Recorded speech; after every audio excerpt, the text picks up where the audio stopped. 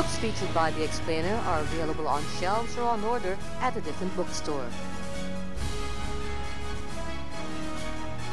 Today we have with us Ms. Mina Gabor, President of the Small and Medium Business Development Foundation and author of this book, Stamps of the Philippines, a self-explanatory title. Now, Mina, I wanted to ask you, first of all, you had an interesting story before the camera started rolling about that clip we began with.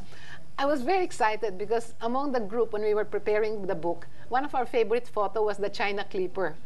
And then when I saw that it was moving, how exciting, because those people that you saw as the plane was coming down were actually all the people waiting for their mails. And that day, 35,000 mails were brought into Manila. And that was the first airmail. That was the first airmail. So it was very exciting for us. Now, as you've been putting together this book, well, let me start first of all by asking you, what got you to put this together? Well, the same story. My grandfather, one of the earliest collectors, over the weekend, I would be there helping out. And when there was a first day cover, I would go with him. And then when he knew that his time was, he had cancer, so he gave me his collection. And I put it in the bank, and afterwards I was doing my exports. And one day I decided I'll bring it out. On that night, my house burned down. Oh, wow. Yeah. And surprisingly, the whole second floor burned down, but the collection had, I was able to retrieve some of the collection from the fire. And then I said, I must do something. I felt so bad. So you realize that while we tend to take stamps sometimes for granted because they're so permanent in a way, they're really not. They're really not. And then what really struck me is that those tiny little pieces of paper, almost like a thumbnail in size, had so much story to tell. And the exciting part of doing this book is when I was working with all the specialists and the philatelists, they were concentrated on collecting their favorites. But when you do a book, you begin to organize. So one of the things that came out as a result of this interaction among the philatelists is we were able to get them into different eras. So we were able to define, for example, the Spanish Dominion era. When did it begin and when did it end, as far as the stamp collection is concerned. And the stamps themselves give you a digest of that era. Oh, it's wonderful. Well, we have some stamps that we put together, and so as you were saying, each of them has a story to tell. Let's start with this one that's on our screen now. These are, okay, here we are. Here we are. These are Spanish stamps. Oh, yes. That is a story to tell. It took me 2 trips to Spain.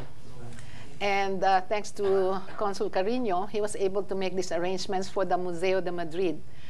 And that's when I realized that we were in the right track. The Philippine stamp is one of the most important stamps in the world. Why is that? Because it is one of the oldest. The first stamp in the world was issued in 1840 by London. The next one was by Spain in 1850.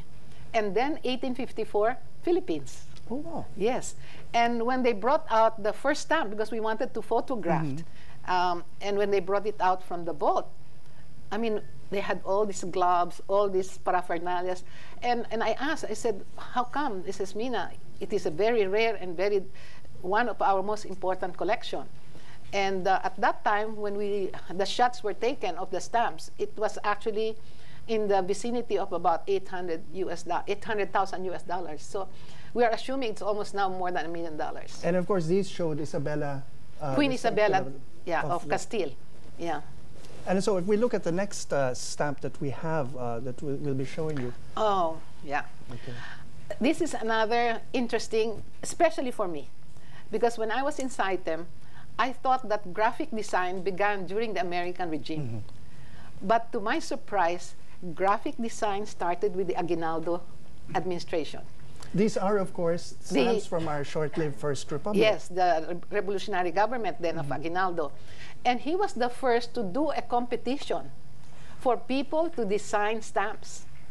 And that's when I realized that, hey, it was not during the Americans. The creative artists started during the Aguinaldo regime. And of course, what the stamp portrays is the coat of arms of our First Republic. Exactly. You still see this arrangement of symbols on our flag, the triangle with the sun and the 3 stars. And the 3 stars.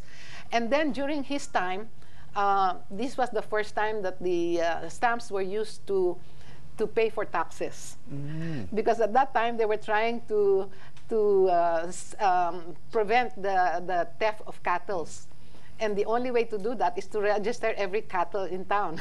So they used the stamps during the Aguinaldo. And this is where our documentary stamp tax started from. Yes. Now, if you look at this next set of stamps you have, okay, these are from around the period of time when that China Clipper became the first trans-Pacific flight to Manila. Yeah, this is the Commonwealth. And I think what is the highlight of the Commonwealth era is that during that time, we began to really look at the Philippine stamps, you know, because when you passed the American administration, we only had one special stamp that bore the Philippines, and that was the one of Rizal. That's the first time that a Filipino was on the stamp, you know.